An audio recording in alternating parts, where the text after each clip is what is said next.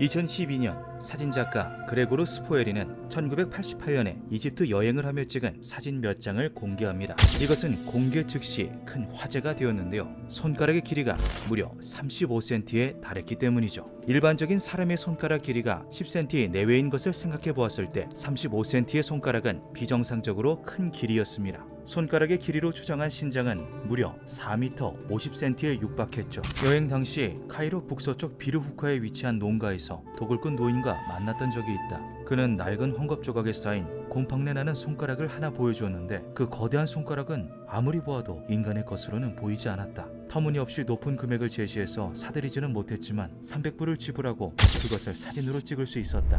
노인의 주장에 의하면 이 손가락은 1962년도 기자 지역의 한 고분에 몰래 침투하여 도굴해온 거인의 손가락이라고 합니다. 지폐와 비교해보면 그 거대한 크기를 실감할 수 있는데요. 노인은 스위스의 전문기관에서 평가받은 감정서와 직접 촬영한 엑스레이까지 가지고 있었습니다. 이것은 정말 거인의 유해였을까요?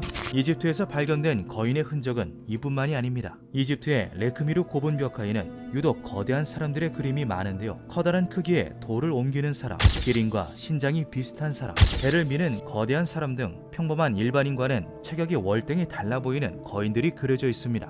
이에 학자들은 신분이 높은 사람들은 크게, 신분이 낮은 사람들은 작게 그린 것일 확률이 높다며 거인설을 일축했죠. 하지만 그럼에도 의문점들은 남습니다. 신분이 높은 사람이 어째서 벽돌을 나르고 배를 미는 등의 중노동에 속하는 일을 한 걸까요? 또한 거인들의 크기는 대략 4에서 5m 정도로 일정하게 묘사되어 있습니다. 이것은 우연한 공통점일까요? 이집트 피라미드의 건설 방법은 현재까지 명확하게 풀리지 않았습니다. 나일강을 이용했다, 모래 언덕을 만들어 돌을 굴려 이동했다 등 그럴싸한 가설들은 많이 있지만 아직 정설로 통하는 건 명확히 없다고 하죠. 돌 자체는 석회암으로 가공하기 쉬웠다고는 하나 그 이동 방법과 건설 방법에 대해서는 아직도 말들이 많습니다.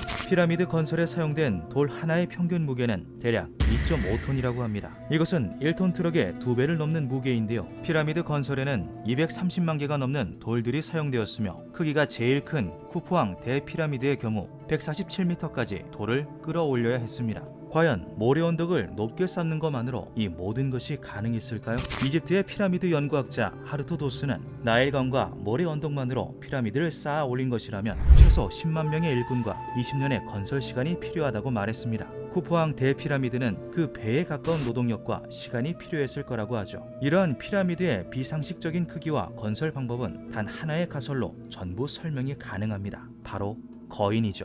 이것은 이집트의 기자 지역 인근에서 발견된 지문으로 추정되는 흔적입니다. 돌을 움켜쥘 때 남은 듯한 이 지문의 크기는 굉장히 거대했다고 하는데요. 지문으로 추정한 손가락의 길이는 대략 35cm, 손가락의 길이로 예측할 수 있는 신장은 4에서 5m라고 합니다. 스포에리가 공개한 손가락 유골과 상당한 공통점을 보이는데요. 해당 돌은 실제 피라미드 건설에 사용된 석회암의 일부였으며 단순하게 돌이 패인 흔적이 아닌 실제 사람의 손가락 형태와 미약한 지문의 잔재 확인이 가능한 역사적 사료로 평가받는다고 합니다. 실제로 기자 지역은 예로부터 거인에 대한 전설이 특히나 더 많았던 지역이라고도 하죠. 이집트 피라미드의 정밀도는 그 당시 기술력으로는 불가능한 일이라고 평가받을 정도로 뛰어나다고 합니다. 이 정도의 건축술은 적어도 수천 년의 역사를 간직한 문명이어야만 가능한 일이라고 하는데요. 쿠푸왕 대피라미드의 건설 시기는 이집트 사왕조 시기였다고 전해집니다. 피라미드라는 고도의 건축물을 남기기에는 턱없이 부족한 역사인데요.